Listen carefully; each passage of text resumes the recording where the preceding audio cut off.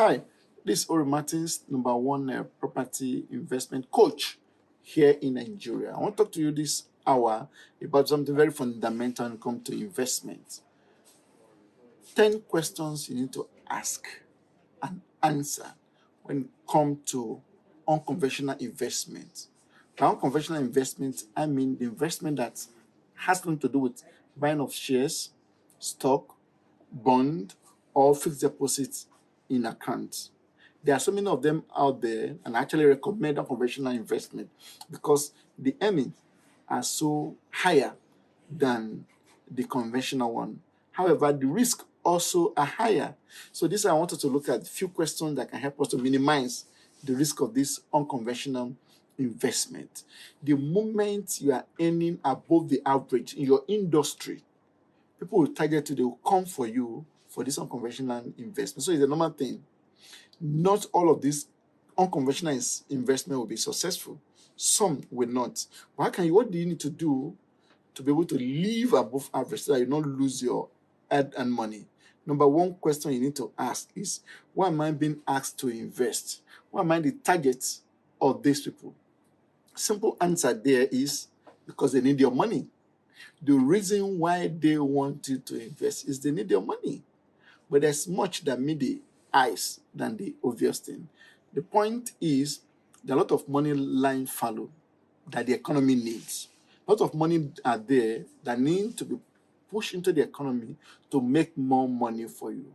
But could be that they are targeting because of your experience, because of your past investment, or because you are so naive.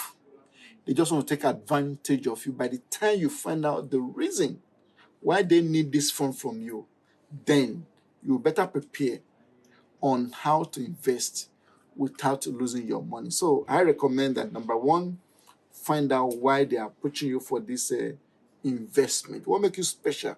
Why they are approaching you? It's very important for you to do this. Someone wants you to invest in his company or his establishment, and you also need to look at why is the person presenting the opportunity this way. They can want to make you a shareholder, a stakeholder, or they just want to make you a lender. Just bring your money, they use your money, and after the business, they return your money with interest to you. So you need to find out why is person present this business this way. By the time you know why the person is presenting the business this way, it will let you to have an insight why they actually approach you for the business in the first instance. Some offer choice of both. Your position relative to the investment will dictate your property right, and your property right will determine both the return you may expect and how to unwind the deal if it goes bad. Your position in the deal also give you idea about the motivation of the other party, that is person making the offer. What they are offering you in the business will help you to understand the motivation. For example, someone that wants to be partner, the motivation will be different from somebody that just need your money and say want to trade with your money and return your money back to you, or somebody that's offering you a joint venture. You need to look at this. So it's very important when somebody comes with unconventional investment. Look at the reason why the opportunities be presented that way. Another thing, which is number 3 point here, which is very, very important when you are approached to make an investment. What do they need my money for? This money they want from me, what type of investment? It's very important for you to know. If they cannot explain it simply for you to understand, if you cannot understand it, please don't put your money into such venture. Could be forest, crypto, agriculture, transportation, or whatever. Let them explain it simply and how they plan to make return on that investment and what they promise to pay you. Mind you, they are not fools. If they're to pay you 10% or 20%, they are expected to make 40%. So come and explain to me how you intend to make that 40% return on this money I'm giving to you per annum. By the time they can explain it simply, then you can be convinced whether you should go for this investment or not. And as an investor, my advice to people is, as a man, you come to your lowest ebbs, your lowest form of reasoning by the time you believe you can make money without working for it. By the time you believe that your money can make money for you without this money being employed productively into the economy. So check it.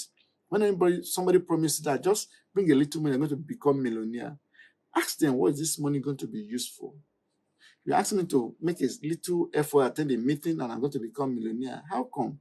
You come to your lowest level of reasoning by the time you believe that you can make so much money without making effort. Another very important point when you are being approached for investment is, how am I sure what they are telling me is the truth? How am I sure what this person is telling me is the truth? There are ways you can find out this. Number one, do your due diligence. Find out information about the promoters of the business or the directors, the chief executives, people in charge of the business. What have they done in the time past? What's their pedigree? How long have they been doing this business they are telling you? Are there other people that have done business with them before and they actually deliver what they promised them? By the time you do, take your time to do a little simple due diligence on this person. If you do, you know that yes, what they tell you, if it is true or not. I have an example of a client recently. We are neighbors in one of our properties in Abuja, FCT.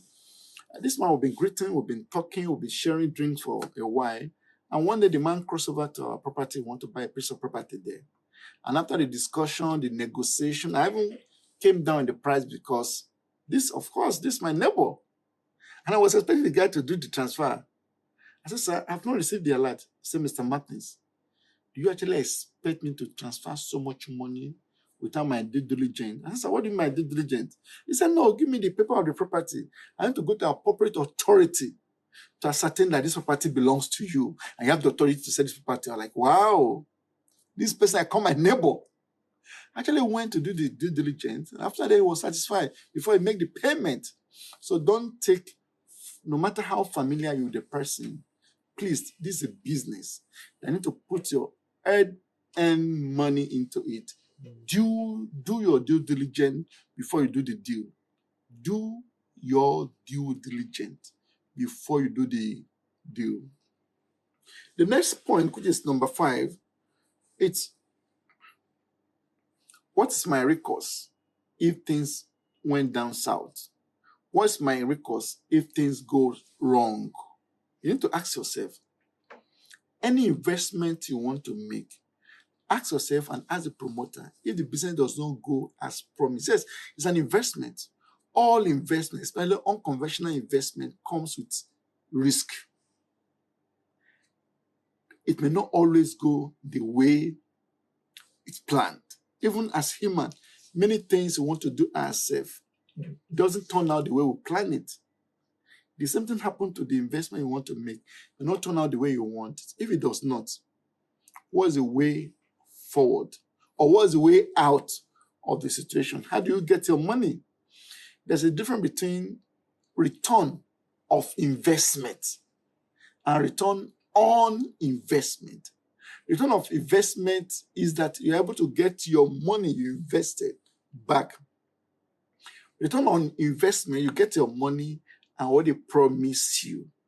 So, what do you need to do to get at least your capital back?